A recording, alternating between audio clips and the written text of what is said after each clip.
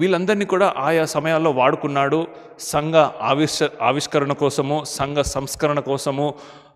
ఒక Charles Spurgeon, ఒక John Wesley, ఒక హడ్సన్ టైలర్ మిషనరీలుగా వీళ్ళని వాడుకున్నాడు.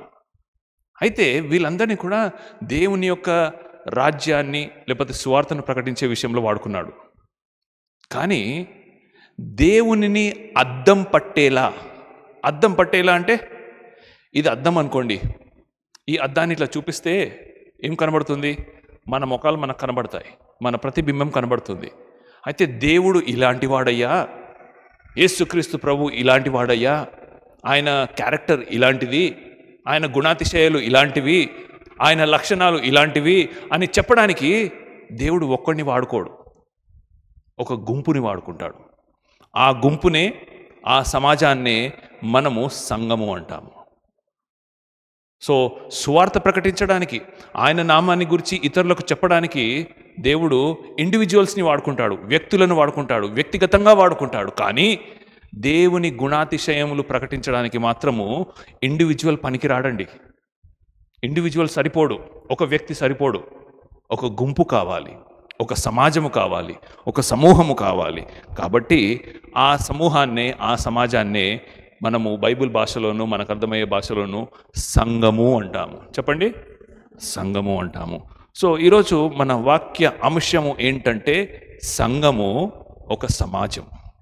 సంఘము ఒక సమాజము. ఆ సమాజానికి దేవుడు ఇచ్చే వాగ్దానాలు ఏమి, లేకపోతే బాధ్యతలేమి, లేకపోతే ఇంకా ఏమైనా ఉంటే వాటిని కొన్ని పాయింట్స్గా మనం నేర్చుకొని ఇక్కడ నుండి బయటికి వెళ్దాము. చూడండి, ఈ సమాజము అనే కాన్సెప్టు దేవుడు తర్వాత నేర్పించింది కాదండి.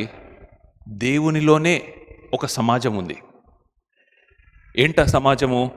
త్రియేక దేవుడు, తండ్రియు, కుమారుడును, పరిశుద్ధాత్ముడు, 3 వ్యక్తులు. సో అది ఒక గుంపుగా, ఓకేనా? అది ఒక బహువచనంగా. ఇప్పుడు మనము ఏకవచనము, బహువచనం అంటాము. ఏకవచనము సింగులర్ అంటే ఒక వ్యక్తి ఉంటే, లేకపోతే ఒకే వస్తువు ఉంటే, లేకపోతే ఒకటే ఉంటే దాన్ని మనము ఏకవచనం అంటాము. ఒకటికి మించి ఏదున్నా కూడా అది బహువచనమే. అది ఇద్దరే కానివ్వండి, 20 మంది కానివ్వండి, 200 మంది కానివ్వండి. సో త్రియేక దేవుడు అనబడుతున్న మన దేవుడు, ఆయనలోనే సమాజం ఉంది. తండ్రి అయిన దేవుడు నిత్యుడు, కుమారుడైన దేవుడు. యెషయా గ్రంథం 9వ అధ్యాయంలో మనకందరికీ బాగా తెలిసిన వచనము, ఏలయనగా మీకు కుమారుడు శిశువు అనుగ్రహించను, ఆయన పేర్లు ఆశ్చర్యకరుడు, ఆలోచనకర్త, బలవంతుడైన దేవుడు, సమాధానకర్త అయిన దేవుడు, తర్వాత నిత్యుడగు తండ్రి. సో తండ్రి నిత్యుడే, యేసుక్రీస్తు నిత్యుడే. అదే పక్కన మనకి హెబ్రీయులకు రాసిన పత్రికలో ఇంకో మాట కనబడుతుంది, ఆత్మ కూడా నిత్యుడే అని. సో నిత్యత్వము కలిగిన వాడు తండ్రి, నిత్యత్వము కలిగిన వాడు కుమారుడు, నిత్యత్వము కలిగిన వాడు ఆత్మ, పరిశుద్ధాత్మ. సో దేవునిలోనే ఒక సమాజము అనే కాన్సెప్ట్ ఉంది. కాబట్టి ఆ త్రియేక దేవుడు మనిషిని తయారు చేసినప్పుడు కూడా, ఓ బాబు నువ్వు ఒంటరిగా ఉండుట మంచిది కాదు, నీకు ఒక సహాయము కావాలి. ప్రపంచము లేకపోతే సోషల్లో మనకి ఏమని నేర్పిస్తుందంటే, man is a social animal. అంటే మనిషి సామాజిక జీవి. సామాజిక అనేది ఒక శాస్త్రమే ఉంది. దాన్నే మనం ఏమంటాము? సోషల్ స్టడీస్ అంటాము. Social studies is nothing but the study of society. Social studies అంటే స్టడీ ఆఫ్ సొసైటీ. సొసైటీ అని ఎప్పుడు ఎవరిని అంటాము? ఒక 10-15 బిల్డింగ్లు ఉంటేనా? ఒక పెద్ద కాలనీ ఉంటేనా? గుంపు, మనుషుల గుంపు ఉంటే. సో మనకు ఇక్కడ మొట్టమొదటిగా మనము నేర్చుకునే పాయింట్ ఏంటిదంటే, సంఘము ఒక సమాజముగా ఉంటుంది. సంఘం ఎప్పుడు కూడా సింగులర్ కాదు. సంఘం ఎప్పుడు కూడా సింగులర్ కానే కాదు. చూడండి ఒకసారి 1 పేతురు 2వ అధ్యాయము 9వ వచనము చూసినట్లయితే, 1 పేతురు 9వ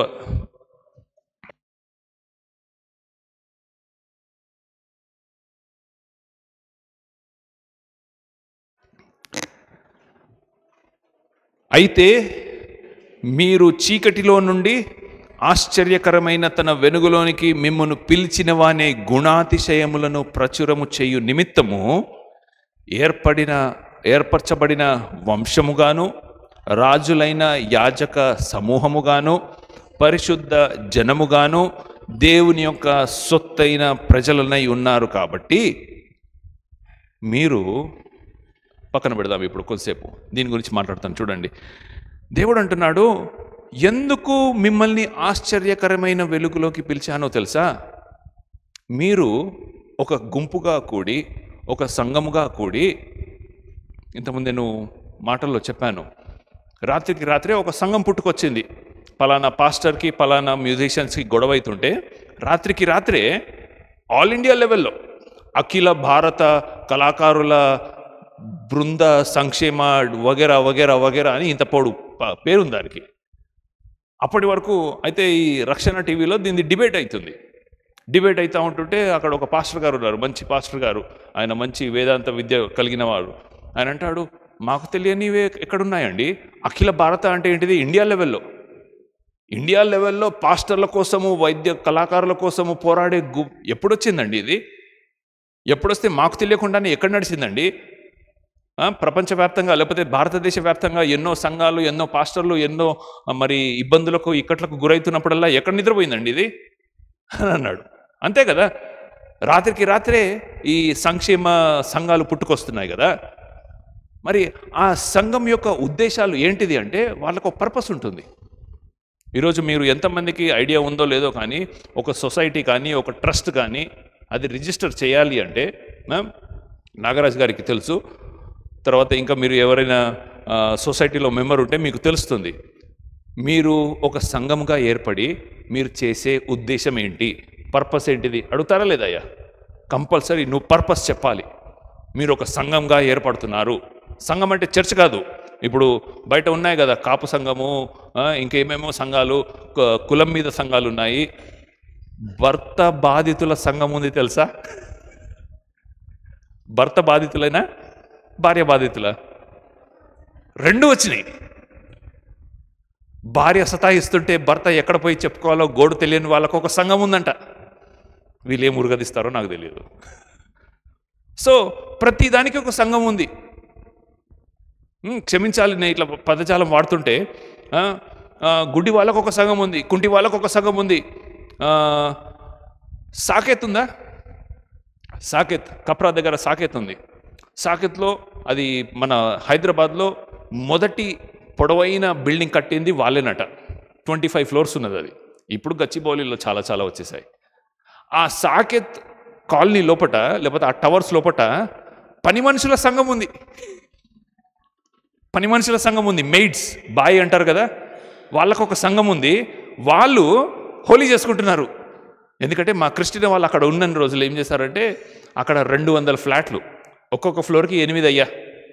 ఒక్క ఫ్లోర్కి 8 అంటే 25 ఫ్లోర్లకి 200 ఫ్లాట్లు. అది ఒక్క బిల్డింగ్లో. పక్కన ఇంకో బిల్డింగ్ ఉంది, దాంట్లో ఇంకో 100 ఫ్లాట్లు. 300 ఫ్లాట్లు ఉన్నాయి. 300 ఫ్లాట్లు ఉన్నాయంటే 300 కుటుంబాలు ఉన్నాయి.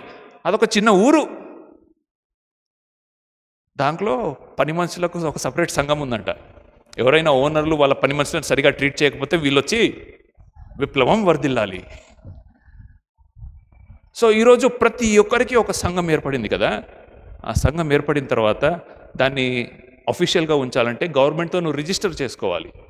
ఒక 3 ఒక 5 ఒక ప్రెసిడెంట్ అని, ఒక సెక్రటరీ అని వాళ్ళకి పొజిషన్స్ ఇచ్చి పేపర్ వర్క్ అంతా చాటభారతం అంత పొజిషన్ ఉన్న తర్వాత వాళ్ళు మెయిన్గా అడిగేది ఏంటంటే, what is your aims and objectives, అంటే మీరు ఏం చేయాలనుకుంటున్నారు. ఏం లేదండి, మాకు ఒక పొజిషన్ కావాలి, అందుకే మేము ఏర్పడాలనుకుంటున్నామంటే దాన్ని గవర్నమెంట్ కొట్టేస్తుంది. నువ్వు ఒక సంఘంగా ఏర్పాటు అయితే దాని పర్పస్ ఏంటి? ఇది గవర్నమెంట్ అడిగే ప్రశ్న. గవర్నమెంట్ కాదు, కామన్ సెన్స్ ఉన్న వాళ్ళు ఎవరైనా కూడా అదే అడుగుతారు. నువ్వు ఒక గుంపుగా ఏర్పాటైతే నీ పర్పస్ ఏంటి? ఆ పర్పస్ మొదటి పేతురు మనకు చెప్తున్నాడు. ఆయన మనలను క్రీస్తు నామములో ఒక సంఘముగా, ఒక చర్చ్గా ఏర్పాటైన మనలను చీకటిలో నుండి ఆశ్చర్యకరమైన వెలుగులోనికి ఎందుకు పిలిచాడో తెలుసా? చదువుదాము. వాని గుణాతిశయములను ప్రచురము చేయు నిమిత్తము. హల్లెలూయా.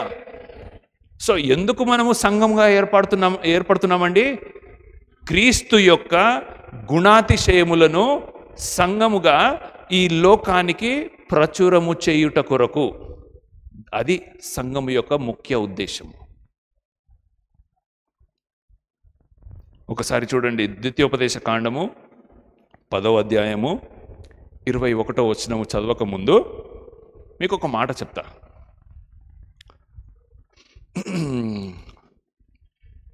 శాంసంగ్ గారు ఒక మంచి వాచ్ ఉంది. ఆ వాచ్ చాలా బాగుంది, వేసుకోండి అని నేనంట. ఇది ఆప్షన్ 1. వింటున్నారా? వినండి, ఫస్ట్ ఎగ్జాంపుల్ వినండి. ఇది ఆప్షన్ 1. ఒక మంచి కాస్ట్లీ వాచ్ ఉంది. ఒక కాస్ట్లీ వాచ్ పేరు చెప్పండి ఎవరైనా. రోలెక్సా? అక్క పెద్దదే వేసింది టెండరు. రోలెక్స్ దాదాపు 2 లక్షలు 3 లక్షలు అట్లుంటుందా? ఓకేనా? ₹1,00,00,000 పైనే ఉంటుంది అనమాట. క్యాన్సిల్ చేయాలి. ఓకే, సో 2 లక్షలు 3 లక్షల పైనే ఉంటుంది. అంత కాస్ట్లీ వాచ్. శాంసంగ్ గారు వాచ్ చాలా బాగుంది, మీరు వేసుకోండి అని అంటాను. ఇది మొదటిసారి చెప్పిన మాట. రెండోసారి ఏమంటానంటే, శాంసంగ్ గారు ఈ వాచ్ మీ చేతికి బాగుంటుంది అని అంటాను. ఈ రెండిటికి ఏమైనా తేడా ఉందా?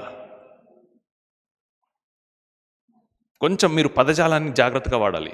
వాచ్ బాగుంది, మీరు వేసుకోండి అనడానికి, మీ చేతికి ఈ వాచ్ బాగుంటుంది అనడానికి ఏమైనా తేడా ఉందా? దేంట్లో తేడా ఉంది? ఎలా తేడా ఉంది? మొదటిసారి మనం చెప్పేది ఏంటంటే, వాచ్కి ఇంపార్టెన్స్ ఇచ్చి అయ్యా మీరు వేసుకోండి అంటున్నాము. ఇక్కడ వాచ్కి ప్రాధాన్యత ఇస్తున్నాము. రెండో ఆప్షన్లో మనిషికి ప్రాధాన్యత ఇస్తున్నాం మనం. సో మీ చేతికి ఈ వాచ్ బాగుంటుంది అంటే అక్కడ దేనికి ప్రాధాన్యత? మీ చెయ్యికి, లేకపోతే మనిషికి అని ప్రాధాన్యత. ఓకేనా? సో ఇలా మనం ప్రాధాన్యత ఇచ్చినప్పుడు ఇప్పుడు మనం చదువుదాం. ద్వితీయోపదేశ కాండము 10వ అధ్యాయము 21వ వచనంలో ఏమనుందంటే, ఆయనే నీకు కీర్తనీయుడు. చాలమ్మా, ఇంకా వేరే పదం వద్దు. ఆయనే నీకు కీర్తనీయుడు. కీర్తనీయుడు అని ఇక్కడ తెలుగులో ఉంది కదా, ఇంగ్లీష్లో ఏమనుంది తెలుసా? ఆయనే నీ కీర్తన. ఏమనుందమ్మా? సో ఇంతకుముందు నేను చెప్పాను కదా, వాచ్ బాగుంది మీరు వేసుకోండి అనడానికి, వాచ్ మీ చేతికి బాగుంది అనడానికి ట్రాన్స్లేషన్ ఎర్రర్. ఆయన లేకపోతే నీకు కీర్తన లేదు అని. 150 కీర్తనలు రాశాడయ్యా దావీదు దాదాపుగా. మోషే రాశాడయ్యా కీర్తనలు, ఆసాపు రాశాడయ్యా కీర్తనలు. ఇంకా బైబిల్లో ఎంతమంది అయితే పాటలు పాడారో, ఎంతమంది అయితే కీర్తనలు రాశారో, దేన్ని ప్రభావితమై వాళ్ళు కీర్తనలు రాశారు? దేవుని వద్ద. ఒక మంచి గాయకుడు ఉన్నాడు అనుకోండి, లేకపోతే ఒక మంచి ఏమంటారు అమ్మాయి ఫోన్ ఒకసారి,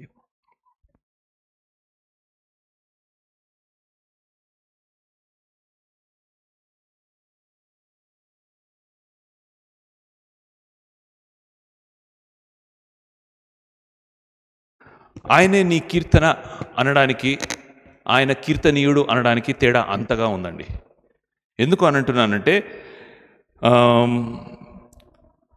ఎప్పుడైతే ఈ 150 దావీదు కీర్తనలు రాయబడి ఉందో, లేకపోతే మోషే కీర్తనలు రాశాడో, వీళ్ళందరూ కూడా దేవునిని, ఆయన గుణాతిశయములను, ఆయన యొక్క మిగతా విషయాలన్నిటి ద్వారా కూడా ప్రభావితులయ్యి వారి మీద కీర్తనలు రాశాడు. ఎంతెంత పెద్ద కీర్తనలు రాశారు? ఇదిగో 119వ కీర్తనలో ఎన్ని వచనాలు ఉన్నాయి? 176. పాపం ఆయన చెయ్యి అలసిపోయో లేకపోతే ఇంకేమైనా అలసిపోయో అక్కడికి ఆగాడేమో, కానీ ఓపిక ఉండుంటే ఇంకా పెద్దగా రాసేవాడేమో అనుకుంటున్నాను, గెస్ చేస్తున్నాను. ఎందుకు అనంటే, they have experienced God in such way that they cannot stop speaking about him.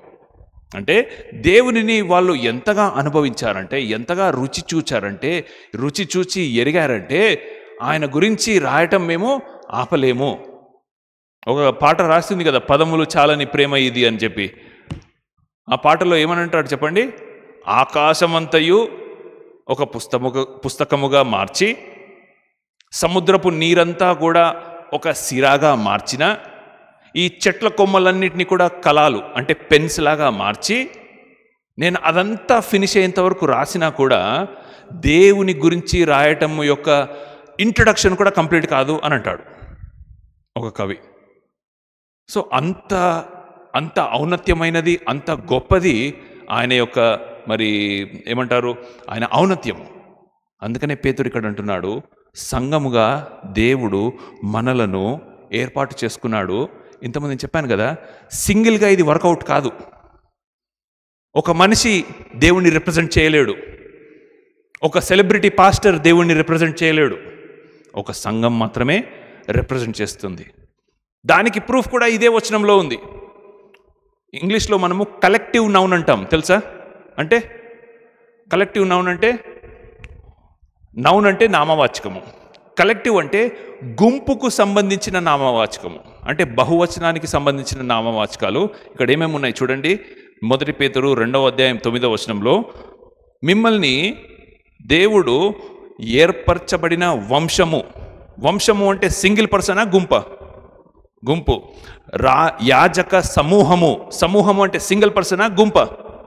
గుంపు. పరిశుద్ధ జనము. సింగిల్ పర్సనా? గుంపు. దేవుని యొక్క సొత్తు. సింగిల్ పర్సనా? గుంపే.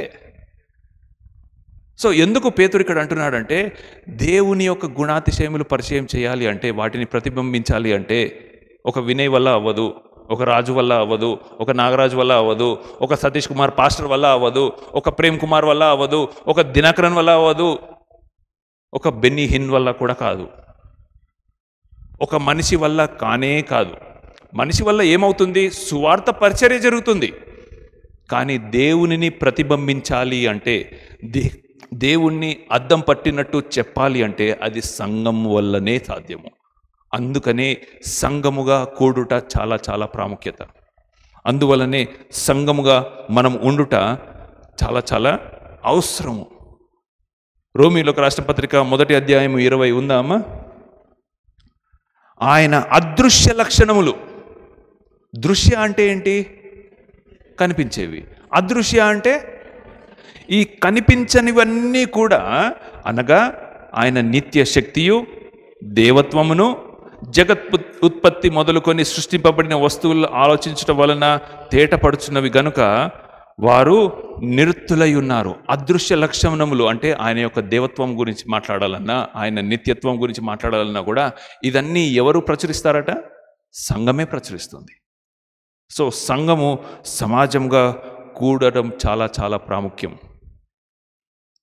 ఈరోజు యేసుక్రీస్తు ప్రభువుని లోకము మంచి అర్థం చేసుకుంటుందా, అపార్థం చేసుకుంటుందా? చెప్పాలయ్యా. అపార్థము. అర్థం చేసుకోవడం అంటే ఏంటిది? సరి అయిన రీతిలో అర్థం చేసుకోవడం. అపార్థం అంటే ఏంటిది? తప్పుగా, చెడుగా చేసుకోవడం. సో మీరందరూ ఏమంటున్నారు? యేసుక్రీస్తు ప్రభువుని లోకము అర్థం చేసుకుంటుందా? Good way. అపార్థం చేసుకుంటుందా? Bad way. అపార్థం చేసుకుంటుందా? పక్కన 2 తీరులుగా ఉందా? మ్యాక్సిమం ఎక్కడుంది? ఎక్కువ ఓట్లు అపార్థమే చేసుకుంటుంది. ఇది వాస్తవం. ఎందుకు అపార్థం చేసుకుంటుంది తెలుసా? సంఘము దేవుణ్ణి సరిగా చూపించట్లేదు. సో అక్కడ ఫెయిలియర్ ఎవరిది తెలుసా? సంఘానిదే. 100% సంఘానిదే. ఈరోజు లోకము దేవుణ్ణి అపార్థం చేసుకుంటుంది అంటే ఆ నింద సంఘానిదే, ఎవరిదో కాదు. అద్దం పట్టినట్లు అని అంటుంటే, మళ్ళీ చెప్తున్నాను, అక్కడక్కడ అవేందమ్మా, ఒక మిర్రర్ మేజ్ ఏదో ఉంటుంది కదా, కొన్ని ఎగ్జిబిషన్స్లలో లేకపోతే కొన్ని పిల్లలు ఆడుకునే స్థలాల్లో ఒక టికెట్ కొని ఒక రూమ్లోకి వెళ్ళాలి. దాంట్లో రకరకాలైన అద్దాలు ఉంటాయి. ఒక అద్దంలో చూసుకుంటే నువ్వు పొడుగు కనిపిస్తావు, ఒక అద్దంలో చూసుకుంటే నువ్వు లాడ్డుకు కనిపిస్తావు, ఒక మ్యాజిక్ మిర్రర్స్ లాగానో లేకపోతే కొన్ని ఉంటాయన్నమాట. ఆ అద్దాలు నీది ఉన్నట్టు చూపించదు. నువ్వు పొట్టోడివి అయితే పొడుగ్గా చూపిస్తుంది, ఎందుకంటే ఆ అద్దాన్ని అలా తయారు చేస్తారన్నమాట. అవి కరెక్ట్ అద్దాలేనా? కాదు. ఒక కరెక్ట్ అద్దం ఏం చేస్తుంది? నీ మీద ఎన్ని పుట్టుమచ్చలు ఉన్నాయో అన్ని పుట్టుమచ్చలు చూపిస్తుంది. ఈరోజు చాలామంది యువత సెల్ఫీలు దిగుతున్నారు. ఫిల్టర్ లేకుండా సెల్ఫీ దిగుతున్నారా? ఫిల్టర్ అంటే ఏంటిది? దాంట్లో ఉన్నది లేనట్టుగాను లేనిది ఉన్నట్టుగాను బాగా వాడే ఫిల్టర్ ఏందో తెలుసా?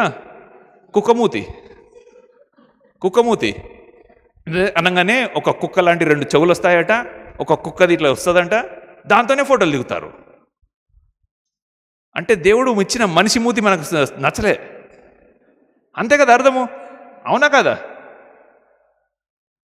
ఎందుకు ఫిల్టర్లు ఫేమస్ అవుతున్నాయంటే నీది ఉన్నది ఉన్నట్టుగా ఎవరు కూడా అంగీకరించరు. నీ దొండపండు ముక్కుని, నీ దొండకాయల పెదాలని, మనిషి తన అందాన్ని అద్దంలో చూసుకొని సాటిస్ఫై కాలేకపోతున్నాడు. అందుకనే ఫిల్టర్లు వాడుతున్నాడు. కళ్ళద్దాలు పెట్టినట్టు, రుమాలు కట్టుకున్నట్టు, పైన ఏదో ఏమంటారు పూల జడ ఉన్నట్టు, కుక్కమూతి, పందిమూతి, నక్కమూతి, రకరకాలు ఎన్నున్నాయండి ఫిల్టర్లు అంటే లెక్కలేనన్ని ఉన్నాయి. సో మనిషే తనను తాను యాక్సెప్ట్ చేసుకోలేకపోతే ఇక దేవుణ్ణి ఏం యాక్సెప్ట్ చేస్తారు? దేవుణ్ణి ఏం ప్రతిబింబిస్తారు? సో ప్రాబ్లం అంతా ఏంటిదంటే you should accept your self. If you accept your self, ఈ లోకంలో నిన్ను నీకుగా స్వీకరించింది యేసుక్రీస్తు ప్రభు ఒక్కడే. హల్లెలూయా! ఎంతమంది నమ్ముతారు అన్నమాట? నీలో ఉంటున్న తప్పులను చూడలేదు, నీలో ఉంటున్న చెడు మార్గాలను చూడలేదు, నువ్వు చేసిన ఘన కార్యాలను చూడలేదు, నీ బ్యాక్గ్రౌండ్ చూడలేదు, నీ ఫోర్గ్రౌండ్ చూడలేదు, నువ్వు ఏ వంశానికి చెందినవని చూడలేదు, నీ కాస్ట్ చూడలేదు, నీ రిలీజియన్ చూడలేదు, నీ ఫైనాన్షియల్ బ్యాక్గ్రౌండ్ చూడలేదు, ఏమీ చూడకుండా నిన్నుగా స్వీకరించింది యేసుక్రీస్తు ఒక్కడేనండి. కానీ మనము ఆయననుగా ప్రతిబింబించట్లేదు, సంఘంగా మనము ప్రతిబింబించట్లేదు. ప్రతిబింబించాలని చెప్పి దేవుడు నీకోసం నా కోసం మనందరి కోసము అప్పుడే ప్రార్థన చేశాడు. ఎప్పుడు? గెత్సేమని తోటలో. ఒకసారి నాతో పాటు తీయండి, యోహాను సువార్త 17వ అధ్యాయంలో యేసుక్రీస్తు ప్రభు గెత్సేమని తోటలో ప్రార్థన చేసిన సందర్భం కనబడుతుంది. ఆ ప్రార్థనలో కేవలము మనకందరికీ కూడా గెత్సేమని తోట అనగానే ఏది గుర్తొస్తుంది? దేవుడు చెమట రక్తముగా మార్చేంత వరకు ప్రార్థన చేశాడని, తర్వాత దేవుడు తండ్రి అయిన దేవునితో, యేసుక్రీస్తు ప్రభు తండ్రి అయిన దేవునితో, అయ్యా వీలైతే ఈ గిన్నెను నా నుండి తొలగించు, ఆ మాటే గుర్తొస్తుంది. కానీ దానికన్నా ముందు వేరే ప్రార్థనలు చేశాడు. ఏమని ప్రార్థన చేశాడో చూడండి. యోహాను సువార్త 17వ అధ్యాయము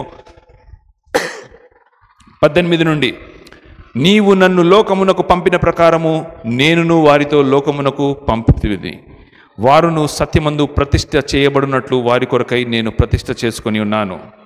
మరియు నీవు నన్ను పంపితివని లోకము నమ్మునట్లు తండ్రి, నాయందు నీవును నీయందు నేనును ఉన్నులాగున వారును మనయందు ఏకమై ఉండవలనని వారి కొరకు మాత్రమే నేను ప్రార్థించటలేదు కానీ వారి వాక్యము వలన నాయందు విశ్వాసముంచు వారందరూ ఏకమై ఉండవలనని వారి కొరకును ప్రార్థించుచున్నాను. మీరు జాగ్రత్తగా చదివితే ఇక్కడ అర్థమవుతుంది ఏంటంటే, దేవుడు యేసుక్రీస్తు ప్రభు గెత్సేమని తోటలో ఈ 12 మంది శిష్యుల కోసం ప్రార్థన చేస్తాడు. ఈ 12 మంది శిష్యుల కోసం కాక, ఈ 12 మంది శిష్యులు ఎంతమందికి అయితే సువార్త ఎక్కడెక్కడైతే ప్రకటించడానికి వెళ్ళిపోతారో వాళ్ళందరి కోసం ప్రార్థన చేస్తాడు. వాళ్ళ ద్వారా ఇంకొకరు, వారి ద్వారా ఇంకొకరు, వారి ద్వారా ఇంకొకరు. ఇప్పుడు ఇక్కడ మనం కూర్చున్న వాళ్ళందరం కూడా దేవుణ్ణి నమ్ముకొని ఆయన వాక్యాన్ని విని రక్షింపబడ్డ వారమే కదా. మీరు ఎవరి ద్వారా రక్షింపబడ్డారు అంటే, ఇప్పుడు నేను ఉన్నాను అనుకోండి, నేను ఎవరి ద్వారా రక్షింపబడ్డానంటే మా అమ్మ నాన్న పాస్టర్లు కాబట్టి వాళ్ళ సువార్త సేవ, నా యొక్క వ్యక్తిగత అనుభవము నన్ను రక్షించింది. కాబట్టి నన్ను రక్షణలో నడిపించింది ఎవరు? మా అమ్మ నాన్న. వారిని నడిపించింది ఎవరో. వారిని రక్షణలో నడిపించింది ఎవరు? ఇంకెవరో.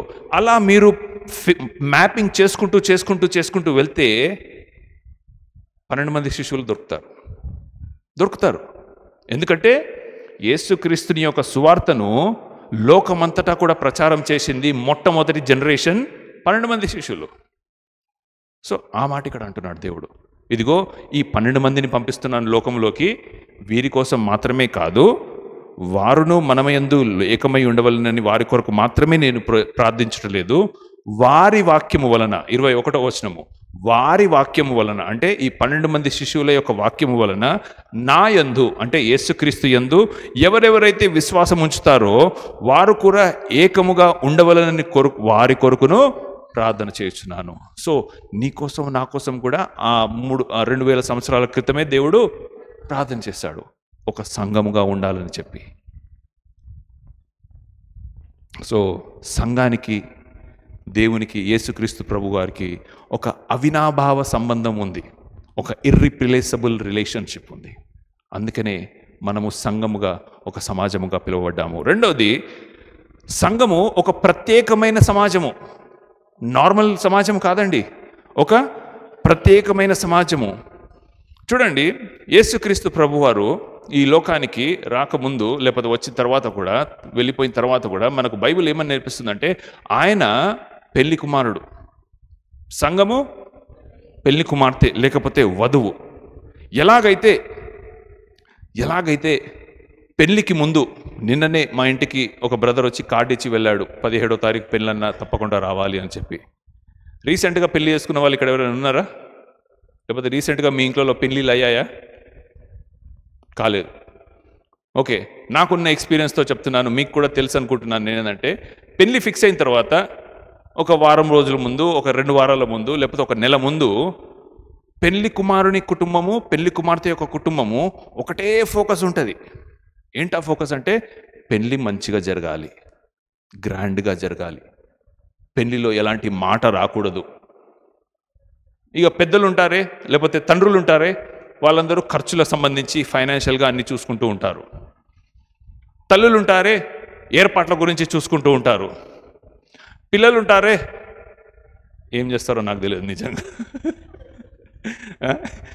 పెళ్ళి అవుతున్నప్పుడు కొంతమంది జోకులు ఏమని చేసుకుంటారంటే, ఎస్పెషల్లీ పెళ్లి కూతురు వాళ్ళ చెల్లి ఉంటుందంట, లేకపోతే అక్క ఉంటుందంట, అటు చూస్తుందంట టైం చూస్తుందంట, ఇటు చూస్తుందంట టైం చూస్తుందంట, ఏం చేయదంట, జస్ట్ హడావుడి చేస్తూ ఉంటుందంట.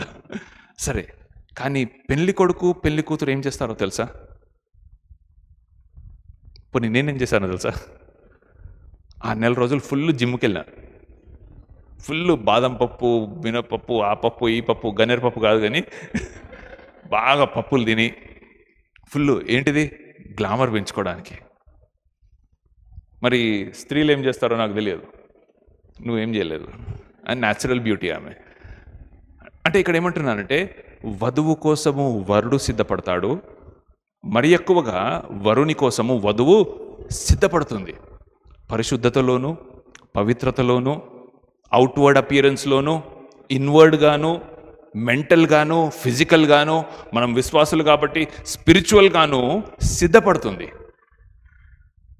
సో సంఘము కూడా ప్రత్యేకమైనది, ఎందుకంటే ఆయన వరుడు కాబట్టి, సంఘము వధువు కాబట్టి మనము సిద్ధపడాలి, పవిత్రతలోను పరిశుద్ధతలోనూ సిద్ధపడాలి. పరిశుద్ధత బయటికి కనిపించేది, పవిత్రత లోపల ఉండేది. రైట్, పరిశుద్ధత పవిత్రత వీటి గురించి డిస్కషన్ కాదు, కానీ ఒక నిర్వచనం అడుగుతాను మిమ్మల్ని అందరినీ కూడా. పవిత్రత అంటే ఏంటి, లేకపోతే పరిశుద్ధత అంటే ఏంటి? మనం ఈ పదాన్ని చాలా దురుసుగా లేకపోతే చాలా ఫ్రీగా వాడుతుంటాం కదా. మీకు అర్థమైన భాషలో ఎవరైనా మీరు చెప్పాలి, నేను వినాలనుకుంటున్నాను. లేకపోతే మీకు తప్పు చెప్తే నేను ఈరోజు ఒక మంచి మనకందరికీ అర్థమయ్యే ఆన్సర్ కూడా మీకుతో పంచుకోవాలనుకుంటున్నాను. మీకు అర్థమైనంత వరకు పవిత్రత లేకపోతే పరిశుద్ధత అంటే ఏంటి?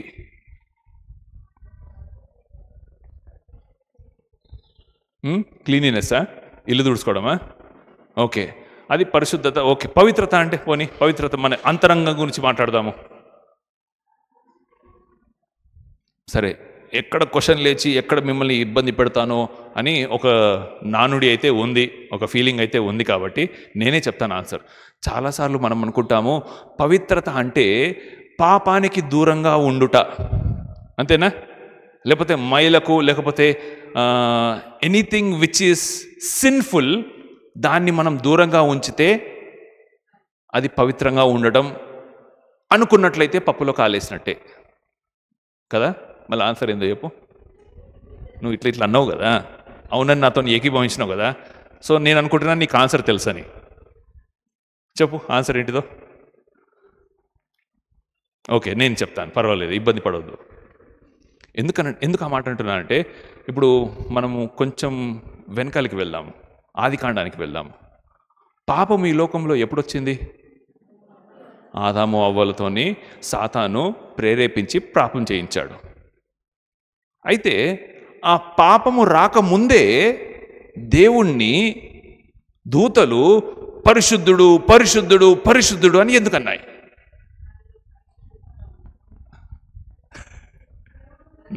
నా క్వశ్చన్ అర్థమైందా మీకు? నా క్వశ్చన్ అర్థమైందా? ఇప్పుడు చీకటి లేనితనము, సారీ కరెక్ట్ చెప్పలేదు, వెలుగు లేనితనాన్ని చీకటి అంటాం. ఎక్కడైతే వెలుగు ఉండదో దాన్ని మనము చీకటి అంటాము. ఎక్కడైతే ఆ లైన్లోనే, లేకపోతే ఆ ఆలోచనతోనే ఎక్కడైతే పాపం ఉండదో దాన్ని మనం పవిత్రత అనుకుంటున్నాము. కానీ పాపము ఈ లోకంలో రాకముందే దేవుని పవిత్రత ఉంది. అది నేను చెప్పాలనుకుంటున్న పాయింట్. పాపము ఈ లోకంలో సంభవింపక ముందే, పుట్టక ముందే దేవుడు పవిత్రుడు అని బైబిల్ చెప్తుంది. సో పవిత్రత అనే పదానికి నిర్వచనం ఏంటంటే దేవుణ్ణి అంటిపెట్టి ఉండుకుంటున్నా, అది పవిత్రత. ఇప్పుడు చూడండి, మనం పాపములు కూడా ఇట్లానే నిర్వచిస్తాము. పాపం అంటే మర్డరో, రేపో, దొంగతనమో, దూషణనో, బూతులు మాట్లాడటమో, కామాతురతనో అవి ఇవి అనుకుంటాం కదా. పాపం అంటే అది కాదు. చెప్పిన మాట వినకపోవడమే పాపము. ఇంకా చెప్పాలా? ఇంకా డీటెయిల్గా చెప్పాలా? చెయ్యవలసిన పనిని చెయ్యకుండా ఉంటే కూడా పాపము. స్టూడెంట్స్ ఉన్నారనుకోండి, మీకు టీచర్ హోంవర్క్ ఇస్తుంది కదా, ఆ హోంవర్క్ చేయలేదనుకోండి, అది పాపము బైబిల్ నిర్వచనలో. సో పాపము అంటే ఏంటంటే చెయ్యవలసిన పనిని చెయ్యకుండా ఉంటే. ఇక్కడ ఇప్పుడు చాలా క్వశ్చన్స్ రేజ్ అవుతాయి. అంటే ఇప్పుడు దేవుడు విశ్వాసులుగా మనకు ఒక బాధ్యతనిచ్చాడు. ఏంటా బాధ్యతనంటే, నువ్వు సర్వసృష్టికి ఒక విట్నెస్ లాగా ఉండాలి, అంటే సువార్త ప్రకటించే వారిగా ఉండాలి. అయ్యా, నేను దేవుణ్ణి నమ్ముకున్నాను కానీ నేను సువార్తను మాత్రం ప్రకటించలేను అని గమ్మున కూర్చుంటే దేవుడు నిన్ను నన్ను పాపి అంటాడు. ఎందుకంటే నువ్వు చేయవలసిన పని ఏంటి? సువార్త ప్రకటించడం. చేస్తున్నావా? లేదు. అప్పుడు మీకు డౌట్ రావచ్చు, మనకు డౌట్ రావచ్చు, ఏంటంటే చేయకుండా నా మానాన్ని నేను కూర్చుంటే కూడా పాపమా అంటే, yes, that is what Bible says. పాపము అంటే చెయ్యవలసిన పనిని చెయ్యకుండా ఉంటే, చెప్పిన మాట వినకుంటే కూడా అది పాపమే. దాన్నే మనము ఆజ్ఞ అతిక్రమమే పాపం అంటాము. అలానే పరిశుద్ధత అంటే ఏంటిదంటే, పవిత్రత అంటే ఏంటిదంటే, పాపమును దూరం పెట్టుకొని ఉంటే పాపము కాదు, పవిత్రత కాదది. దేవుణ్ణి అంటి పెట్టుకొని ఉంటేనే అది పవిత్రత. ఎందుకంటే బిఫోర్ ఎనీథింగ్ వాజ్ క్రియేటెడ్, ఈ సృష్టి ఉనికిలోకి రాకముందే ఆయన పవిత్రుడు. అందుకని దేవుడు అన్నాడు, నేను పవిత్రుడిని కాబట్టి మీరు కూడా పవిత్రతంగా ఉండాలి, మీరు ప్రత్యేకంగా ఉండాలి, మీరు ప్రతిష్ఠ జనము. ఇర్మియాతో దేవుడు అంటాడు, నిన్ను ప్రతిష్ఠించాను. ఎందుకు ప్రతిష్ఠించానంటే, అదిగో లోకంలో ఉన్నట్టు మీరు ఉండకూడదు, మీరు సపరేట్గా ఉండాలి, మీరు ప్రతిష్ఠ జనము కాబట్టి. అందుకనే దేవుని వాక్యం చెప్తుంది. ఇగో ఇంతకుముందు మనం చదివినట్టుగా యోహాను సువార్త 17వ అధ్యాయంకి ఒకసారి మళ్ళీ వద్దాము. ఫస్ట్ 16వ వచనం చదువుతాను చూడండి. నేను లోక సంబంధిని కానట్టు వారును లోక సంబంధులు కారు. యేసుక్రీస్తు లోక సంబంధి కాదు. సో యేసుక్రీస్తుని వెంబడించే, క్రీస్తును పేరును మోసే మనము కూడా లోక సంబంధులము కాము. 15వ వచనంలో చూడండి, ఒక వచనం మీద, నీవు లోకములో నుండి వారిని తీసుకుపోమ్మని ప్రార్థించటం లేదు, కానీ దుష్టుని నుండి వారిని కాపాడుటకు ప్రార్థిస్తున్నాను. పరలోకమందున మా తండ్రి, నీ నామము పరిశుద్ధపరచబడుగాక, తర్వాత నీ రాజ్యం వచ్చుగాక, తర్వాత నీ చిత్తము, తర్వాత చెప్పండి పరలోక ప్రార్థన. దాంట్లో నేను ఒక పాయింట్కి వస్తున్నా. మా అనుదిన ఆహారము నేడు మాకు దయచేయము, తర్వాత మా ఎడల అపరాధం చేసిన వారిని మేము క్షమించిన ప్రకారం మమ్మల్ని మా అపరాధం కూడా క్షమించము, మమ్మల్ని శోధనలో పడకుండా దుష్టుడి నుండి దుష్ట ఆలోచనల నుండి మమ్మల్ని తప్పించుము. ఎందుకంటే మేము ప్రత్యేకింపబడిన వారమయ్యా. నిన్నటి రోజు ఏదో ఏకాదశ, రైట్, ఈసీఎల్ మొత్తం జామ్ అయిపోయింది. తొలిదో, రెండోదో, మూడోదో, ఓకే. ఆ రోజు ఆయన ఉన్నాడండి, ఒక ఆయన బాగా నీతులు చెప్తాడు. ఆయన స్వామీజీ కాదు, గరికెపాట వింటుంటారు అనుకుంటా. అప్పుడప్పుడు నేను కూడా వింటుంటాను. నిన్నటి సందర్భం తీసుకొని ఆయన ఒక మాట అన్నాడు. ఎందుకు ఆ రోజు నిన్నటి ప్రత్యేక దినము హిందూ మతంలో ఆ రోజు తండోపతండాలుగా గుళ్ళకి వెళ్తారంటే వీళ్ళలో అంత పాపం ఉంది, వీళ్ళలో అంత పాపం ఉంది కాబట్టి, అంత బురద ఉంది కాబట్టి పంప దగ్గరికి వెళ్తున్నారు. గుడి పంపంట. నాకు ఆయన కాన్సెప్ట్ అర్థమైంది. సో నీలో అంత పాపం ఉంది కాబట్టి అది కడుక్కోవడానికి వెళ్తున్నారు. అదే పాపం లేనటువంటి జీవితాన్ని జీవించడానికి ప్రయత్నించు. ఇంట్లోనే ఉండి మీ పూజ గది లేదా, ఇంట్లోనే ఉండి పూజ చేసుకో, దేవుడు ఎందుకు మాట వినడు అని అంటున్నాడు. ఆయన ఆలోచన విధానం కరెక్టే. ఎందుకంటే దుష్టుడు దుష్ట ఆలోచనను కలగజేసి మనిషిని ప్రేరేపిస్తాడు పాపంలో పడుటకు. అందుకే పందితో పోల్చాడు. పంది బురదలో బాగా దొరుకుతుంది. దాన్ని పవిత్రంగా కడిగి సెంటు కొట్టినా మళ్ళీ అది బురదలోనే వెళ్తుంది. మనము ప్రత్యేకింపబడిన వారం, మనము ప్రత్యేకముగా ఆయన గుణాతిశయములు లోకానికి చెప్పడానికి పిలువబడిన వారం. అందుకని మనం ప్రత్యేకమైన సంఘము. అయితే ఆ సంఘము ఉంటుంది కాబట్టి ఈ సొసైటీ అంతా ఒక రుచి కావాలంటే కూరల్లో వేసే ప్రధాన ఉప్పు, ప్రధాన పరికరం అంటారా, సామాగ్రి ఏంటిదంటే, పదార్థం ఏంటిదంటే ఉప్పు. మీరు లోకానికి ఉప్పై ఉన్నారు. మీలో ఉంటున్న ఉప్పు తత్వము, రుచి పోయిందనుకోండి, జస్ట్ వైట్ పౌడర్ లాగా ఉందనుకోండి, అది దేనికి పనికొస్తుంది? బయట పడేయడానికి, మనుషులతో తొక్కించడానికే ప్రయోజనం వస్తుంది. కానీ ఎంత ప్రయత్నించినా, మత్తయి సువార్తలో ఉంది ఈ మాటలు కదా, ఎంత ప్రయత్నించినా ఒకసారి దాన్ని రుచిని పోగొట్టుకున్న తర్వాత దాన్ని మళ్ళీ రిట్రీవ్ చేయలేము, వాపస్ తీసుకురాలేము. కాబట్టి మీరు లోకానికి ఉప్పై ఉన్నారు. మీలో ఒక ప్రత్యేకత ఉంది. ప్రపంచంలో ఏ వంటకం లేదు ఉప్పు లేకుండా చేసేది కదా. ఉప్పు లేకుండా చేసే వంటకం ఏదైనా ఉందా? లేదు. స్వీట్లలో కూడా చిటికెడు ఉప్పేస్తారు తెలుసా? స్వీట్లలో కూడా చిటికెడు ఉప్పేస్తారు. ఎందుకు వేస్తారో నాకు తెలియదు, నన్ను అడగకండి, కానీ వేస్తారు. మీరు లోకానికి ఉప్పై ఉన్నారు. మీరు ప్రత్యేకింపబడిన సమాజము. అది దేవుడు మనతో చెప్తున్న మాట. మూడోది, సంఘము. మొదటిగా మనం ఏం నేర్చుకున్నాము? ఒక సమాజం అని నేర్చుకున్నాము. రెండోదిగా ఒక ప్రత్యేకమైన సమాజం అని నేర్చుకున్నాము. మూడోది, సంఘము క్రీస్తు ద్వారా కొనబడిన సంఘము, ఆయన కట్టిన సంఘము, ఆయన కొరకే ఉన్న సంఘము. ఇక్కడ అంటే ఎవరి చుట్టూ రొటేట్ అవ్వాలి? క్రీస్తు చుట్టూ రొటేట్ అవ్వాలి. ఈరోజు ఒక విశ్వాసిని పిలిచి, అయ్యా మీరు ఏ సంఘానికి పోతున్నారు అని అన్నాను అనుకోండి, గర్వంగా చెప్తారు, నేను పలానా హెబ్రోన్కి చెందినవాడిని, నేను పలానా కల్వరి టెంపుల్కి చెందినవాడిని, ఇంకా బాగా పెద్ద పెద్ద ఏమున్నాయండి, పెంతుకోస్తు సంఘానికి చెందినవాడిని, సిఎస్ఐ, మాది సిఎస్ఐ, క్యాసిక్లు వేసుకుంటాము, చాలా పద్ధతిగా ఉంటుంది. ఎంత ఆర్డర్ ఉంటుందంటే బుక్లో ప్రింట్ అయిన పదం కాకుండా ఒక్క పదం ఎక్స్ట్రా పలకడానికి వీల్లేదు. అలాంటి సంఘానికి చెందిన వారము, మేము రోమన్ క్యాథలిక్ సంఘానికి చెందిన వాళ్ళము అని ఆ డినామినేషన్లు పట్టి విర్రవీగే వాళ్ళకంటే నేను క్రైస్తవుడిని అని గర్వంగా ఎవరైనా చెప్తున్నారా? నా పాయింట్ మీకు అర్థం కాలేదు. మనుష్యుడు దేంట్లో అతిశయపడుతున్నాడో తెలుసా? నేను పలానా డినామినేషనల్ సంఘాన్ని అని చెప్పడానికి విర్రవీగుతున్నాడు, అతిశయపడుతున్నాడు. కానీ దేవుణ్ణి బట్టి అతిశయము, థ్యాంక్ యూ, అర్థం చేసుకున్న వాళ్ళకైతే అది చాలా దౌర్భాగ్యం. మార్టిన్ లూథర్ ఏమన్నాడో తెలుసా? మార్టిన్ లూథర్ ఎవరు? ఈ సంఘ సంస్కరణ తీసుకొచ్చిన, రిఫర్మేషన్ తీసుకొచ్చిన ఆ లూథర్ అనే వ్యక్తి ఏమన్నాడంటే, ఆయననే లూథరన్ చర్చ్కి స్థాపకుడు. ఆయన ఏమన్నాడంటే, Luther did not die for your sins my dear brothers. Luther నీ పాపముల కోసం నా పాపల కోసము చనిపోలేదు, యేసుక్రీస్తు ప్రభు చనిపోయాడు.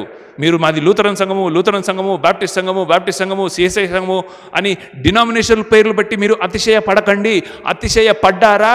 మీరు క్రీస్తుకు కాదు విలువనిచ్చేది, మీ డినామినేషన్కి, మీ సిఎస్ఐ సంఘానికి, మీ హెబ్రోన్ సంఘానికి, మీ బాప్టిస్ట్ సంఘానికి, లేకపోతే ఆ పలానా సంఘానికి, ఈ పలానా సంఘానికి. పాపం రోజు సునీత బస్ స్టాప్లో నిలబడినప్పుడు మన బాబాయ్ సతీబాబాయ్ ఉన్నారు కదా, ఆయన సంఘస్థులు వచ్చి ఈమెను గెలుపుతా ఉంటారంట. ఏమన్నారమ్మా సునీత? ఎప్పుడు మీ చర్చికి వెళ్తారా? మా చర్చికి రావచ్చు కదా. అంటే సంఘంలో దేవునికి కొత్త షేడ్లు కనిపిస్తాయా?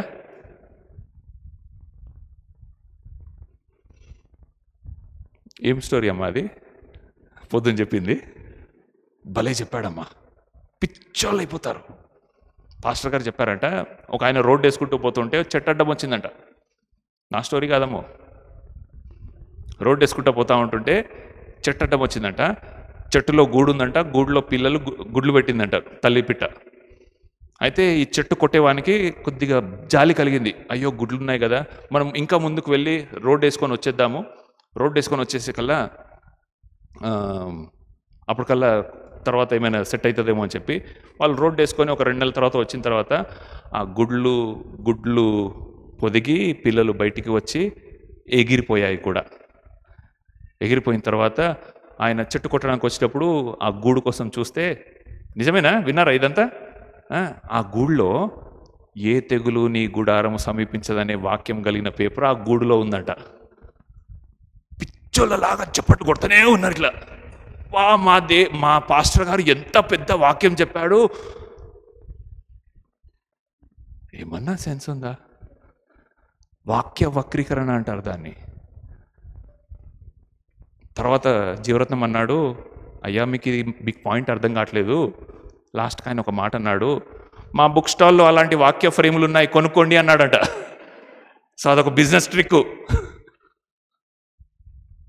చా సో ఆ పాస్టర్ గారి యొక్క భ్రమలో ఉంటున్న సంఘస్థులు వచ్చి, ఎప్పుడు మీ ఇంటికే వెళ్ళాలా, మా ఇంటికి రండి అన్నట్టు, ఎప్పుడు మీ చర్చికే వెళ్ళాలా, మా చర్చికి రండి అని సంఘాలను విభజించే, ఇక్కడ క్రీస్తుని బట్టి కాదు అతిశయోక్తి, నీ కోసము ప్రాణమిచ్చి రక్తమిచ్చిన క్రీస్తుని బట్టి కాదు అతిశయోక్తి, నిన్ను పాపంలో నుండి విముక్తి పరిచిన క్రీస్తుని బట్టి కాదు అతిశయోక్తి. మాది ఫలానా సంఘము, 52 రోజుల్లో కట్టేసిన సంఘము, 120 ఎకరాలలో ఉంటున్న సంఘము, లేకపోతే ఎందుకులేగా century, double century, triple century ఉన్న సంఘము అని డినామినేషన్లను బట్టి అతిశయపడుతున్నామండి. కానీ సంఘము క్రీస్తు ద్వారా కట్టబడింది, క్రీస్తు కొరకే కట్టబడింది, క్రీస్తే ఇటుక పెట్టి కట్టింది. హల్లెలూయా. కాబట్టి ఆయనకు తప్ప ఎవ్వరికి సుమా, పాస్టర్కి ఇవ్వకండి, బిల్డింగ్కి ఇవ్వకండి. ఏంటిది? డబ్బులు కాదు, డబ్బులు ఇస్తా అంటే అది మీ ప్రేమ, కానీ ప్రాధాన్యత మహిమ క్రీస్తుకు తప్ప దేనికి రాకూడదు. అది సంఘం యొక్క ఇంకొక ఉద్దేశము. చివరిది, సంఘము ఒక విజాతీయ సంఘము. ఉందామా? సంఘము ఒక విజాతీయ సంఘము. కొత్తగా ఉందా పదము? నాకు కూడా. విజాతీయ అంటే హెటిరోజీనస్. అబ్బా, తెలుగు పదమే అర్థం కావట్లేదు అంటే ఇంకా ఇంగ్లీష్ పదం చెప్పి చంపుతున్నారు పాస్టర్ గారు అనుకోవచ్చు. సరే, హోమోజీనస్ అంటే తెలుసా? హోమోజీనస్ అంటే కూడా తెలియదా? చెప్తాను. హోమోజీనస్ అంటే ఏంటంటే, ఒక సంఘం ఉందనుకోండి, లేకపోతే ఒక గ్రూప్ ఉందనుకోండి, ఆ గ్రూప్ని హోమోజీనస్ అని ఎప్పుడు అంటామంటే, ఆ గ్రూప్లో ఉంటున్న ప్రతి ఒక్కరు సేమ్ టు సేమ్ ఉన్న వాళ్ళని. ఓకేనా? ఆ గ్రూప్లో ఉంటున్న ప్రతి ఒక్కరు సేమ్ టు సేమ్ ఉన్న వాళ్ళని. లైక్ ఫర్ ఎగ్జాంపుల్, ఒక engineering CEC group class room ఉందనుకోండి, దాన్ని హోమోజీనియస్ క్లాస్ రూమ్ అంటాము. ఎందుకు అనంటే, దాంట్లో అందరూ చదవడానికి వచ్చింది సిఈసిఏ. లేకపోతే ఒక మిలిటరీ ట్రైనింగ్ ఆఫీసర్ ఉందనుకోండి, లేకపోతే ఒక మిలిటరీ ట్రైనింగ్ సెంటర్ ఉందనుకోండి, దాంట్లో ఫస్ట్ ఇయర్ జాయిన్ అయిన ఫ్రెషర్స్ ఉంటారు చూడండి, వాళ్ళందరినీ కూడా హోమోజీనస్ అంటాము, అంటే సజాతీయ. నేను తెలుగు డిక్షనరీ నుంచి చూసి ఈ పదాలు చెప్తున్నాను. సజాతీయ అంటే సేమ్, అందరూ ఒకే పర్పస్ వచ్చిన వాళ్ళు, ఒకే బ్యాక్గ్రౌండ్ నుంచి వచ్చిన వాళ్ళు, ఒకే టార్గెట్ మీద వచ్చిన వాళ్ళు. కానీ విజాతీయ అంటే దానికి ఆపోజిట్. సేమ్కి ఆపోజిట్ ఏంటి? డిఫరెంట్. సో దేవుని వాక్యం చెప్తుంది, గలతీయులకు రాసిన పత్రిక 3వ అధ్యాయము 28వ వచనము, సంఘములో యూదుడని గ్రీసు దేశస్థుడని లేదు, దాసుడని స్వతంత్రుడని లేదు, పురుషుడని స్త్రీ అని లేదు, మీరు క్రీస్తునందు అందరూ ఏకమే. ఫీల్ అవ్వకండి, ఇక్కడ మన దగ్గర కమ్మ వాళ్ళు ఉన్నారు, కాపు వాళ్ళు ఉన్నారు, మాలా వాళ్ళు ఉన్నారు, మాదిగ వాళ్ళు ఉన్నారు, ఎస్సీ ఉన్నారు, ఎస్టీ ఉన్నారు, బీసీ ఉన్నారు, ఏది ఉన్నారు, ఇది ఉన్నారు. ఇది కులాల నుంచి చెప్తే, ఇక్కడ ఈ రేంజ్ ఉద్యోగాలు ఉన్న వాళ్ళు ఉన్నారు, ఈ రేంజ్ ఉద్యోగాలు వాళ్ళు ఉన్నారు, ఈ రేంజ్ వాళ్ళు ఉన్నారు. ఇక్కడ గవర్నమెంట్ ఆఫీసర్లు ఉన్నారు, ప్రైవేట్ వాళ్ళు ఉన్నారు. ఇక్కడ జాయింట్ ఫ్యామిలీస్ నుంచి వచ్చిన వాళ్ళు ఉన్నారు, సింగిల్ లేడీస్ కూడా ఉన్నారు. ఇక్కడ మర్డర్ కేసులు లేకపోతే ఇంకా క్రిమినల్ బ్యాక్గ్రౌండ్ నుంచి వచ్చిన వాళ్ళు ఉన్నారు, స్వతంత్ర పోరాటం చేసే వాళ్ళు కూడా ఉన్నారు. ఉన్నారో లేదో తెలియదు. అంటే ఇక్కడ ఏమంటున్నానంటే, దేవుని సంఘములో, చర్చ్లో అందరూ డిఫరెంట్ బ్యాక్గ్రౌండ్స్ నుంచి వచ్చినా, ఓకేనా? ఇప్పుడు చూడండి, నేను ఒక ఎస్టీ వాడిని కదా, ఒక కమ్మ సంఘంలో బయట ఉంటున్న కాపు సంఘంలో నేను పోయి జాయిన్ అవుతా అంటే నన్ను తీసుకుంటారా? తీసుకోరు. ఒక ట్రాఫిక్ పోలీసు మిలిటరీ ఆఫీసర్ దగ్గర పోయి నేను జాయిన్ అవుతా అంటే తీసుకుంటారా? తీసుకోరు. అలా అలా చెప్పుకుంటూ పోతే ఎన్ని ఎగ్జాంపుల్స్ ఇవ్వచ్చు మనము. బయట ఎన్నో సంఘాలు ఉన్నాయి. ఆ సంఘాలలో నువ్వు ఎట్టు రీతిగా చూసినా ఆ కోటకు లేదా ఆ కోణానికి సంబంధించిన వాడివైతేనే నిన్ను వాళ్ళలో జాయిన్ చేసుకుంటారు. అర్థమవుతుందన్న? కానీ చర్చిలో అడుగుతున్నామా మనము, ఏయ్ నీదే కులం, నీదే మతం, మీ బ్యాక్గ్రౌండ్ ఏంటిది, మీ ఊరేంటిది? ఓన్లీ ఆంధ్ర వాళ్ళకే సంఘము, ఓన్లీ తెలంగాణ వాళ్ళకే సంఘము. మహా అంటే భాష రాదు కాబట్టి తెలుగు ఆరాధన, ఇంగ్లీష్ ఆరాధన, హిందీ ఆరాధన, ఈ యొక్క భేదం ఉంటుందేమో. అది కూడా ఎందుకంటే వాక్యం అర్థం కావడానికి మాత్రమే. అలా అని చెప్పి తెలుగు ఆరాధనలో హిందీ వచ్చిన వాళ్ళు కూర్చుంటలేరు అక్కడ. మీరందరూ తెలుగు వాళ్ళు అయినా కూడా బంజారా అయిన వాళ్ళు మేము చెప్పట్లేమా మీకు? సో దేవుని సంఘములో అది ఎందుకు ప్రత్యేకమైనది అంటే, ఇక్కడ ఇది విజాతీయంగా ఉంటుంది. అంటే మనమందరం కూడా వేరు వేరు బ్యాక్గ్రౌండ్స్ నుంచి వచ్చిన వాళ్ళము, కానీ దేవుడు మాత్రము ఇక్కడ మనలందరినీ కూడా సమానంగా చూస్తాడు. బయట ఏ సంఘానికి వెళ్ళినా వేరు వేరు బ్యాక్గ్రౌండ్స్ నుంచి నిన్ను రానియరు. లాస్ట్కి మా ఇంటి దగ్గర ఉన్న డిఐఈ కాలనీ ఉంది కదా, ఆ డిఐఈ కాలనీలో మొన్నటి వరకు అందరూ వచ్చి ఆ ప్లే గ్రౌండ్లో ఆడుకోవచ్చట. కానీ కొన్ని ప్రాబ్లమ్స్ అయిన తర్వాత వాళ్ళు ఏం చేస్తున్నారంటే, out Zydus not allowed. So నేను సిహెచ్ ప్రసాద్ గారిని అడిగి ఆయన ఐడి కార్డ్ని ఒక ఫోటో దించుకొని నేను మా ఎవలిన్ కాలనీ లోపలికి పోతున్నాము. దేనికి? అక్కడ వాకింగ్ చేసుకోవడానికి, సైకిల్ దొక్కడానికి, ప్లే గ్రౌండ్లో ఆడుకోవడానికి. ఎందుకంటే ఈసీఐఎల్ వాళ్ళకి, ఎన్ఎఫ్సి వాళ్ళకు తప్ప వేరేళ్ళు రాకూడదట ఆ సంఘంలోనికి. సో అక్కడ నేను నిజాన్ని దాచాను అంతే. ఓకేనా? సో బయట అట్లా ఉంది పరిస్థితి, కానీ దేవుని సంఘంలో మాత్రము అలాంటి ఇబ్బందులు ఏమీ లేవు. యాకోబు పత్రిక 2వ అధ్యాయం 2వ వచనము,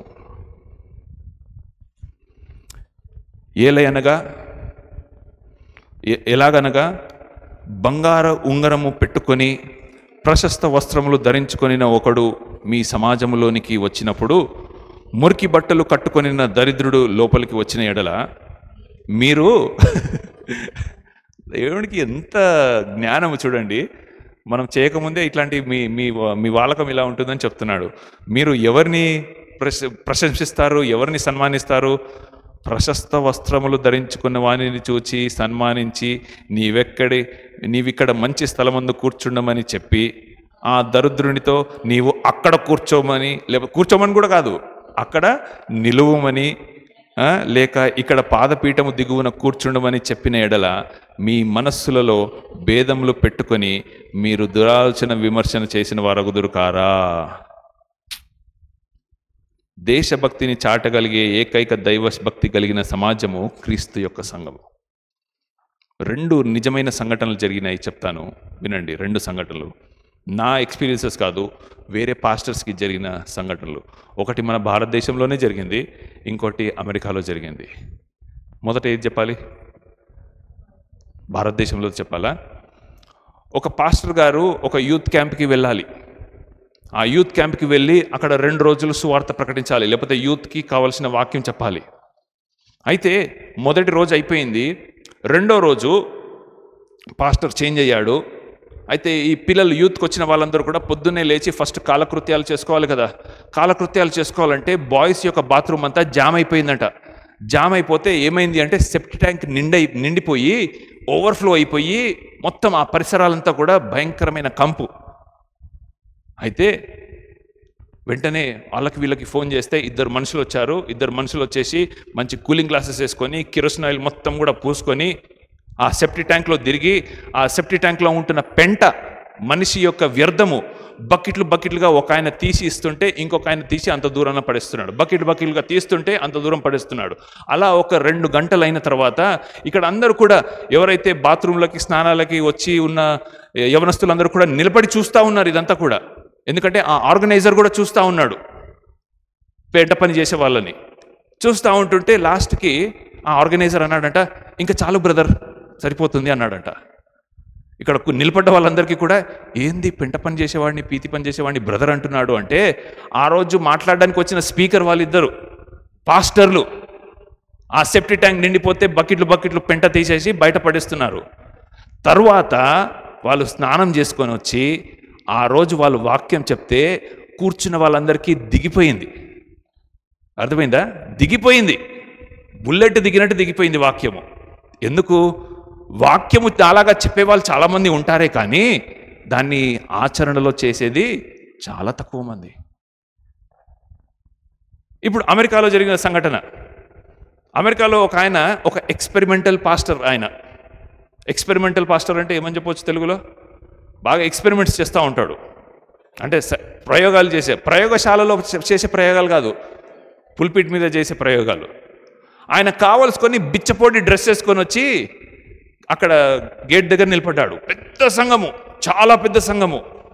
ఒక పనికి మాలిన దౌర్భాగ్యుడైన బిచ్చపోని వేషం వేసుకొని వచ్చి లోపల రావడానికి ప్రయత్నిస్తుంటే పరిచారకులు ఉంటారే తన్నెళ్ళ కొట్టేశారు. లాస్ట్కి లోపలికి వచ్చి అదే చినిగిపోయిన డ్రెస్సెస్లో వాక్యం చెప్పాడు ఆయన. చెప్పండి ఎలా ఉంటుంది ఫీలింగ్ ఇప్పుడు? ఎలా ఉంటుంది చెప్పండి ఫీలింగ్ ఇప్పుడు? 2 మంచి స్ట్రాంగ్ ఎగ్జాంపుల్స్ లేవి. మనము ఎప్పుడు కూడా మన అవుట్ సైడ్ అపియరెన్స్ని బట్టి, లేకపోతే స్టేటస్ని బట్టి, కులాన్ని బట్టి, లేకపోతే మనీని బట్టి, ఇంకా ఉద్యోగాన్ని బట్టి మనం ఎప్పుడు కూడా వ్యత్యాసాన్ని చూపించదు. దేని చుట్టూ కేంద్రికంగా ఉండాలంటే క్రీస్తు చుట్టూ కేంద్రికమై ఉండాలి. మనది విజాతీయ సంఘము, అంటే డిఫరెంట్ బ్యాక్గ్రౌండ్స్ నుంచి వస్తాము. కానీ దేవుని దృష్టిలో దొంగోడు ఐపీఎస్ ఆఫీసర్ పక్కన కూర్చుంటాం. ఇక్కడ న్యాయ వ్యవస్థ లేకపోతే న్యాయ కోర్టుని ఏమంటాం తెలుగులో? న్యాయస్థానంలో చెప్పండి శాంసన్ గారు, జడ్జు దొంగోడు పక్క నిలబడతారా? నిలబడరు. కానీ దేవుని మందిరంలో మాత్రము పక్కన కూర్చుంటారు. హల్లెలూయా! ఎందుకు తెలుసా? పరలోకానికి ఇది ట్రైలర్. పరలోకంలో ఎలాగైతే జడ్జు దొంగోడు పక్కన కూర్చొని దేవునితో మరి ఆయన సన్నిధిని ఆస్వాదిస్తారో, అలాగే సంఘం కూడా దానికి ట్రైలర్ లాగా అద్దం పట్టి చూపించాలి. ఇది సంఘం యొక్క గొప్ప విశిష్టత. ఈ సంఘముగా మనము ఎదగాలి. ఇలాంటి సంఘముగా మనము ఎదిగినట్లయితే దేవుణ్ణి మనము అద్దం పట్టినట్టు చూపించవచ్చు. ఇదే మనం చేసే పరిచర్య అండి. ఇంకా సపరేట్గా వెళ్ళి ఒక్కొక్కరికి మనం పరిచర్య చేయనవసరం లేదు. సంఘముగా ఇదిగో పలానా చర్చ్ అంట, అక్కడ ఇలా జరుగుతుందట అని మనము బయట యాడ్లు ఇచ్చుకొని అవసరం లేదు. ఇంకా నేను ముందు ఒకసారి చెప్పాను, మళ్ళీ జ్ఞాపకం చేస్తాను. ఎంతమందికి ఇక్కడ, నేను బయటలో గురించి మాట్లాడతలేను, మన బైబిల్ చర్చ్ ఆఫ్ హైదరాబాద్ సంఘం గురించి మాట్లాడతాను. ఎంతమందికి ఇక్కడ మన నర్సింగ్ స్కూల్ అమ్మాయిలను పక్కన పెట్టేస్తే ప్రతి ఒక్కరికి ప్రతి ఒక్కళ్ళ పేర్లు తెలుసు? తెలియదా? మనం సిగ్గుపడాలి. తెలియకపోతే మనము సిగ్గుపడాలి. ఎస్, సిగ్గుపడాలి. మాట్లాడిన వాళ్ళతోనే మాట్లాడతాము, మన చుట్టాలతోనే మనం మాట్లాడతాము, మన కులమూలతోనే మనం మాట్లాడతాము. మన ఈసీఎల్ ఎంప్లాయీస్ ఇంటికే మనం ప్రేయర్ మీటింగ్కి వస్తాము, మిగతా వాళ్ళ ఇంటికి మాత్రం ప్రేయర్ మీటింగ్కి రాము. అలాంటి భేదభావాలు ఉండకూడదు. ప్రతి ఒక్కరు, ఈరోజు కుమార్ గారు సువార్త టీచర్ గారు ఇక్కడ కూర్చుంటున్నారు కదా, నెక్స్ట్ వీక్ మీరు ఇక్కడ కూర్చోవద్దు అంటే ఏంటిది అర్థము? తెలియని కొత్త వాళ్ళ పక్కన కూర్చొని వాళ్ళని పరిచయం చేసుకోండి అంటున్నాను. మీరు ఫ్రంట్ రోలో కూర్చుంటున్నారు కదా, నెక్స్ట్ డే ఫ్రంట్ రోలో మీరు మీ స్థానం కాదు, ప్రతి ఒక్కరితోని కలిసి ఉండాలి. అది సంఘం యొక్క ముఖ్య లక్షణం. లేచి నిలబడండి, ప్రార్థన చేసుకుందాము.